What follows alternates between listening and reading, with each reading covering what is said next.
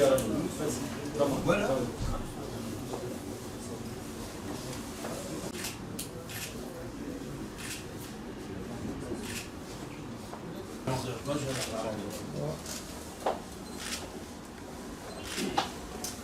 Videodan çekip çıkacağım. Biraz geri çık. Ben özellikle seçim günü gelip oy kullanan bütün esnaf sanatkarımıza teşekkür ediyorum. İki tarafta duyarlı göstererek güzel bir seçim geçirdik. Arkadaşımızı tebrik ediyoruz. Hayırlara vesile olmasını diliyoruz inşallah. Kutulara, makamlara. Amaçlı araç olarak bakıyoruz.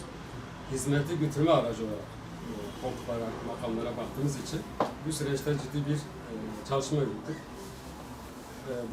Bugün odamızın belki Türkiye'de hem kendi yerin sahibi olması dolayısıyla hem borcu olmaması dolayısıyla hem kurumsal bir yapıya ulaştığı bir kurum haline gelmiştir. 3500 odaya yakın odamız var, mesleki odalarımız. Belki ender borcu olmayan odalar arasındayız. Bu konuda rahatız ve bundan sonra da yeni yönetime başarılar diliyoruz. Hayırlı olsun inşallah. Öncelikle sonucun hayırlı olmasını diliyorum. Tüm bakmanımıza, esnaflarımıza. Bu bir hizmet yarışı, bir bayrak yarışıdır. Bizlere düşen bu hizmet yarışında esnaf ve sanatkarlarımızı başta olmak üzere tüm hemşehrilerimize hakkıyla hizmet etmektir. Seçim bitti, yeni bir sayfa açıldı. Tüm üyelerimiz, üye olabilecek tüm esnaf adaylarımız bizim için değerli ve kıymetlidirler. Onlara hizmet etmek, onlar için imkanlarımızı seferber etmek önceliğimiz olacak.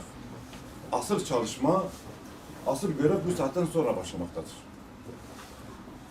Önceki başkanımız Sayın Salih Bey'e, Salih Bey'in yaptığı ve yarım kalan hizmetlerini tamamlamak, yeni projelerimizi hayata geçirmemiz gerekir. Bu vesileyle hem başkanımız Salih Bey'e hem diğer adayımız Lokman Bey'in sağduyulu hareketlerinden ve hizmetlerinden dolayı ekibim adına teşekkür ediyorum. Ayrıca bu süre zarfında çaba gösteren basın mensuplarımıza, duyarlı gösteren tüm esnaf ve sanatkarlarımıza ayrı ayrı teşekkür ediyor, saygı ve hürmetlerimi sunuyorum. Sonucun tüm halkımıza hayırlı olmasını, daha güzel yarınlara vesile olmasını Rabbimden diliyorum. Odamızı daha iyi yerlere getirmek için var gücümüzle çalışacağız. Tekrardan hayırlı olsun.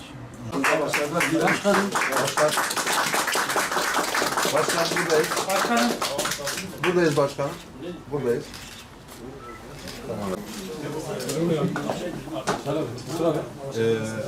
Başkanım. Ne hatıra tamam ya. Kaçara bana bak.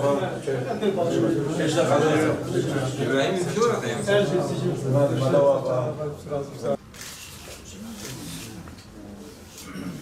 Tamam.